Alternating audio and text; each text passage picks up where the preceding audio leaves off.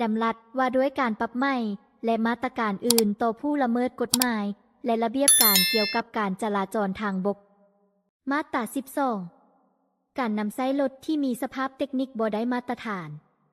ในกรณีเจ้าหน้าที่ควบคุมการจราจรทางบกหากตรวจพบการนำใช้รถที่ดัดแปลงสภาพเทคนิคบ่ได้มาตรฐานที่ส่งผลกระทบต่อสิ่งแวดล้อมหรือเป็นภัยอันตรายต่อการจราจรผู้ขับขี่เจ้าของหรือผู้ครอบครองรถดังกล่าวจะถูกปรับใหม่ดังนี้ 1. รถจักรรถ3 ล้อติดเครื่องจักร 1.1 50,000 กีบสำหรับกรณีระบบไฟแสงสว่างไฟท้ายไฟสัญญาณบ่มีหรือบ่หุงแจ้งมีไฟตาเบื้องเดียวมีแสงต่ำหรือสูงโพดติดตั้งไฟเสริมโดยบ่ได้รับอนุญาต 1.2 30,000 กีบสำหรับกรณีมีควันดำควันขาวเกินค่ามาตรฐาน 1.3 40,000 กีบสำหรับกรณีระบบห้ามล้อบ่ดีบ่มีแว่นสองข้างและลื่อหลัง 1.4 60,000 กีบสำหรับกรณีมีท่อไอเสียที่พาให้มีเสียงดังเกินมาตรฐาน 2. รถ4 ล้อขึ้นไปทุกประเภท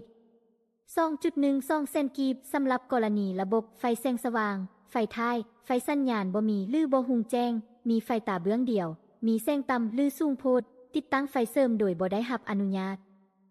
2.21 เซนกีบสำหรับกรณีมีควันดำควันขาวเกินค่ามาตรฐาน 2.31 เซน20,000 กีบสำหรับกรณีระบบห้ามล้อบ่ดีบ่มีแว่นสองข้างและหลัง 2.41 เซน50,000 กีบสำหรับกรณีมีท่อไอเสียที่พาให้มีเสียงดังเกินมาตรฐาน 3. รถขนส่งผู้โดยสารและสินค้าขนาดน้อยกลางใหญ่ 3.14 เซนกีบสำหรับกรณีระบบไฟแสงสว่างไฟท้ายไฟสัญญาณบ่มีหรือบ่หุงแจ้งมีไฟตาเบื้องเดียวมีแสงต่ำหรือสูงโพดติดตั้งไฟเสริมโดยบ่ได้รับอนุญาต 3.21 เซนกีบสำหรับกรณีมีควันดำควันขาวเกินค่ามาตรฐาน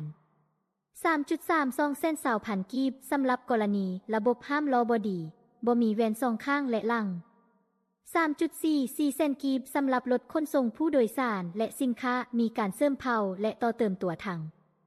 นอกจากการปรับใหม่ตามที่ได้กำหนดไว้ถึงนี้แล้วในกรณีหากตรวจพบรถที่ติดตั้งเครื่องเสียงที่เปิดเสียงดังเกินมาตรฐานในเวลาขับขี่ตามทางหลวงจะถูกปรับใหม่5 เซนกีบถ้าเห็นว่าคลิปนี้มีประโยชน์ฝากกดติดตามเพื่อเป็นกำลังใจในการเฮ็ดคลิปต่อไปแน่เด้อขอบใจ